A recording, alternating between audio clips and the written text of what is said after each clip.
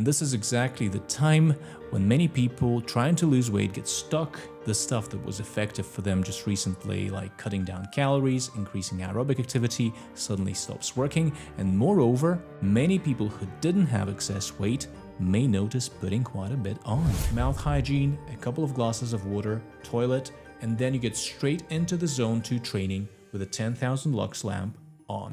Why in winter we crave simple carbs like sugary foods much more, and also how with a little tweak we can use this to our advantage.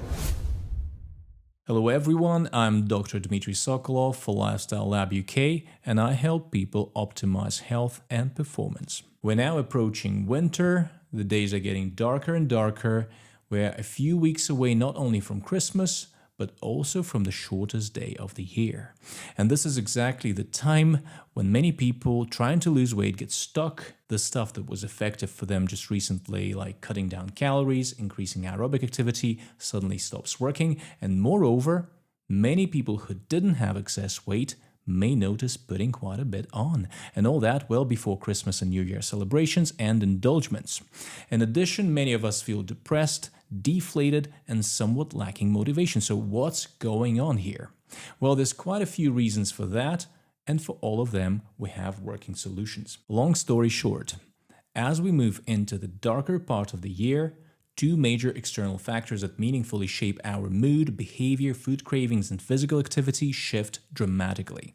First of them is light. Late autumn, winter, and early spring is a time when we're exposed to less light, less duration, less intensity, less biological signal. And the second factor is simply the weather, including colder temperatures. Let's look at the main ways this shifts our hormonal systems and what that means for how we feel, eat, and function. The first hormone is melatonin, our so-called sleep hormone. With shorter days and longer nights, melatonin production starts earlier and runs longer, and as a result, we get more sleepy, more brain fog, more fatigue. And we also get a noticeable drop in motivation to move, naturally becoming less active, spending more time sitting or resting, and our non-exercise activity drops sharply. That means that we end up burning significantly fewer calories across the day, day by day. The fix for this melatonin shift is actually quite simple. Just give your body more light in the morning and keep your wake-up routine consistent. Aim to wake up more or less at the same time every day, and as soon as you wake up, switch on the brightest artificial lights to compensate for the absence of sunlight. The second hormonal shift characteristic of the winter period is insufficient morning spike of cortisol. If we think about healthy circadian physiology, it requires a sharp spike of cortisol within 30 minutes of waking up, and the main trigger for that is the light entering our retina. But the winter mornings are dark, there's no natural sunlight stimulus, so we end up with delay and smoothing of this cortisol spike, and that causes inertia, reduced focus, and executive function. And the solution here is simple, and we've already mentioned that when talking about melatonin. Kickstart your morning cortisol with a blast of high-intensity indoor lights as close to wake-up time as possible. Yes, even the brightest indoor lights cannot match early morning sunlight, neither with intensity nor with a nuance of wavelength spectrum, but they can still trigger a degree of cortisol awakening response, which is way better than nothing. If you want stronger effects, you can use 10,000 lux seasonal affective disorder lamp for 15 to 30 minutes as close to your wake-up time as possible. This way you shall explicitly tell your brain and body that your day has begun, you will get alert and focused, and set your circadian clock for the whole day right. The third hormone is serotonin, one of the key mood-regulating chemicals. With less light exposure, our brain makes less serotonin, and that compounds low mood, anxiety, and irritability, what many people call winter blues, and in more severe cases, seasonal affective disorder. Serotonin is made from the amino acid tryptophan. It can be found in poultry, fish, eggs, dairy, nuts and seeds, beans, grains, bananas, chocolate, and a bunch of other foods. So one of the solutions that naturally comes to mind to ramp up serotonin in the winter period would be to make sure we consume sufficient amount of high tryptophan foods. obviously making sure we stick with our optimal caloric intake. But in the context of tryptophan and serotonin, we also need to look at one physiological mechanism. It will well explain why in winter we crave simple carbs like sugary foods much more, and also how with a little tweak we can use this to our advantage. First, we need to understand that in order to make serotonin, we need to get tryptophan into the brain. And for that, it has to cross the blood-brain barrier. So there's this transporter protein that tryptophan needs to carry it through the barrier. It's called LAT1, the L-type amino acid transporter, and it's also known by the name large neutral amino acid transporter. And as the very name suggests, LAT1 is not dedicated to tryptophan alone. It also moves a whole group of other amino acids. And here the problem arises. Those other amino acids are much more abundant in the blood than tryptophan, and tryptophan has to compete with them for a spot on LAT1 in order to get across the blood-brain barrier and take part in serotonin production. It is known that insulin significantly reduces the blood levels of these other large neutral amino acids, and it makes it easier for tryptophan to win its competition for LAT1. Here's how it works. Imagine you've just eaten a high-carb meal. Your insulin levels rise, and insulin then stimulates your muscle tissue to pull large neutral amino acids out of the circulation and use them for muscle protein synthesis. And that in its turn means that there are fewer of these amino acids competing with tryptophan for LAT1 transporter, so more tryptophan will cross into the brain and we can produce more serotonin. Now, if we eat simple carbs like sweets or pastry, then we will get a very pronounced insulin spike. And this will lead to strong and quick reduction of large neutral amino acid blood levels as they get pulled into the muscle tissue. This results in a fast increase in brain tryptophan levels, giving us a noticeable mood boost within 20 to 40 minutes. And that's one of the reasons why people reach for sweets for comfort. Sweet consumption, of course, has stark dopamine effects too, but we are talking serotonin right now. So there's nothing wrong with quick mood boost, but if we pedal on fast carbs and sweets to get it, we're very likely going to find ourselves putting on fat and getting metabolic dysfunction and whatnot. That's why it's better to tweak this pathway by opting for healthy complex carbs instead of the fast carbs. And here's how it's different. If instead of a pack of sweets we take a bowl of overnight steel-cut oats or healthy whole grain bread with avocado, then the carbs from them will be digested and absorbed slower. And that will lead to gentler and more stable insulin response.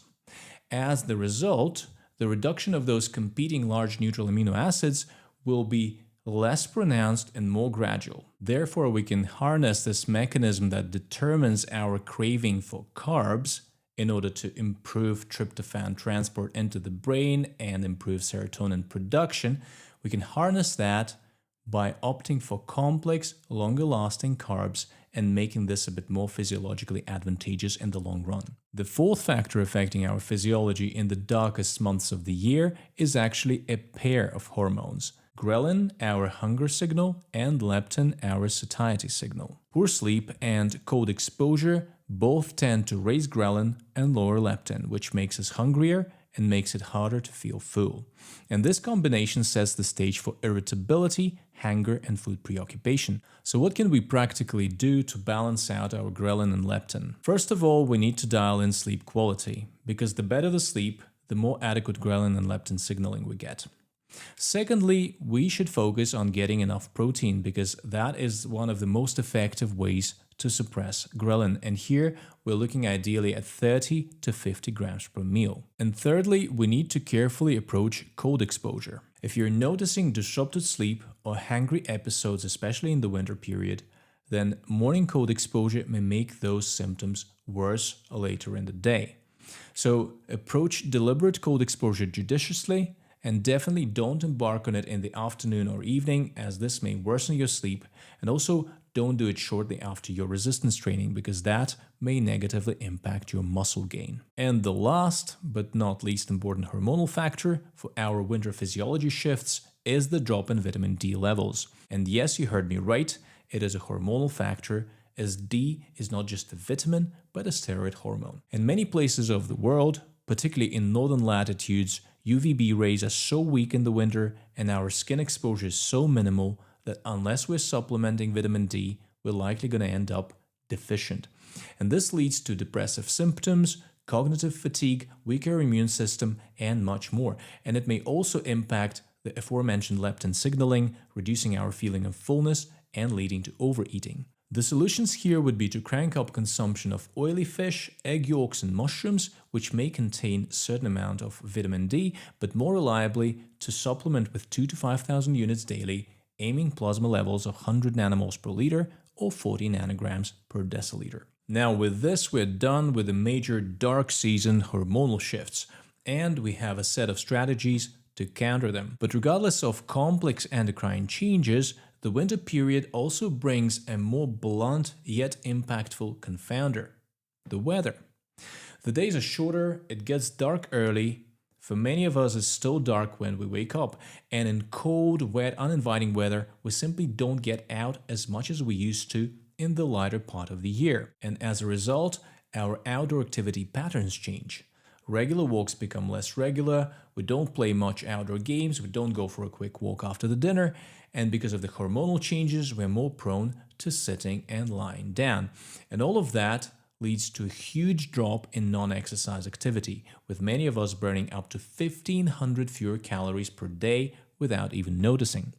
If you layer comfort eating on top of that, then no wonder why weight loss efforts crash, and even people who are at normal body weight may actually start gaining. And the only solution here is to increase our non-exercise and exercise activity deliberately by definitely using daytime on your days off work for longer walks, by gearing up according to the weather and still getting out every day, especially if you can manage a walk after a meal, that's very healthy, by being vigilant to prolonged sitting and interrupting it with standing and moving about, and also by adding additional time to your regular Zone 2 sessions to compensate for the deficit of regular walks. For example, if you would normally do 4 45-minute Zone 2 sessions per week, then during late autumn and winter time, you can deliberately increase that to 4 75-minute sessions.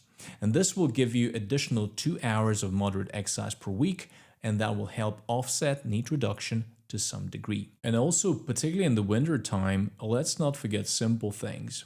If we're concerned about our body composition, our body weight, we should be careful and vigilant with what and how we eat. We should be logging our calories and macros. We should be mindful with eating to reduce the risks of getting carried away and overindulging ourselves. So let's put this doctor's advice for the darkest time of the year together. We must be consistent with our nutrition, following our caloric goals, making sure we get enough tryptophan with food, and consuming our food in the mindful fashion. We must maintain a routine with consistent wake-up times and use brightest artificial lights as soon as possible in the morning, perhaps adding in the SAD lamp. We must deliberately increase activity by getting ourselves to walk and increasing the duration of our planned Zone 2 exercise sessions.